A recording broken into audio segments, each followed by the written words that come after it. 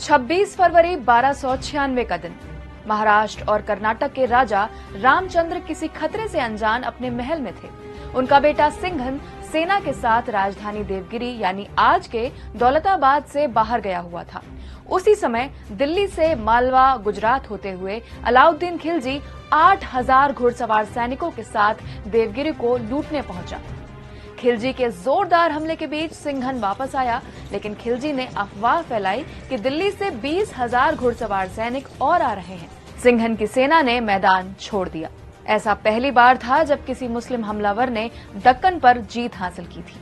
ये वही अलाउद्दीन खिलजी है जिसने चित्तौड़ की रानी पद्मावती को जौहर करने पर मजबूर कर दिया था। देवगिरी पर खिलजी के हमले के बाद महाराष्ट्र में बाहरी हमलावरों की लूटपाट अगले 350 सालों तक जारी रही। नमस्कार, मैं कृष्णा शुक्ला। दैनिक भास्कर की स्पेशल सीरीज महाराष्ट्र की कहानी के पहले एपिसोड में बात महाराष्ट्र के बनने, हिंदू राजाओं के शासन और इस्लाम के विस्तार की। प्राचीन काल का महाराष्ट्र। उत्तर में आर्यों और दक्षिण में द्रविड़ों के बीच का इलाका है महाराष्ट्र। एक समय अपरांत यानी आज का कोंकण, उत्तर में लता यानी गुजरात और दक्षिण में गोपाकपट्टनम यानी गोवा तक महाराष्ट्र के तटीय इलाके हुआ करते थे।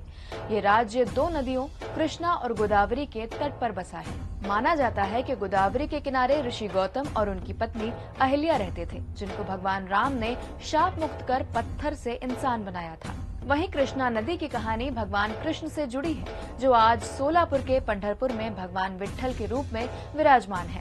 मान्यता ये भी है कि रावण ने सीता का अपहरण पंचवटी से किया था, जो आज के महाराष्ट्र के नाशिक जिले में है। परशुराम एक पुजारी थे, जिनके शिष्य चित्पावन ब्राह्मण हुए। यही आगे चलकर मराठों के पेशवा बने। महाराष्ट्र का पहला ऐतिहासिक साक्ष्य रत्नागिरी इलाके में मिलता है। महाराष्ट्र को कैसे मिला इसका नाम? सातवाहन महाराष्ट्र का पहला राजवंश माना जाता है। करीब 450 सालों तक महाराष्ट्र में सातवाहन वंश का राज रहा। इतिहासकारों के मुताबिक संस्कृत भाषा की एक शाखा महाराष्ट्री इसी इलाके में बोली जाती थी, जिसके चलते इसका नाम महाराष्ट्र पड़ा।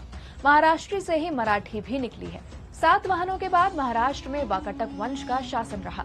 इस दौरान महाराष्ट्र की फेमस अजंता अलोरा केव्स को भी बनाया गया। सातवाहन और वाकाटक ब्राह्मण थे, जबकि इनके बाद महाराष्ट्र पर शासन करने वाला चालुक्य साम्राज्य क्षत्रिय था। चालुक्य के बाद राष्ट्रकूटों का शासन रहा।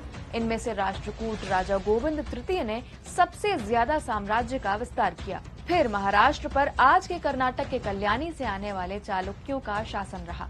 इसके बाद होयसल राज। पूरा वीडियो देखने के लिए डाउनलोड करें दैनिक भास्कर ऐप।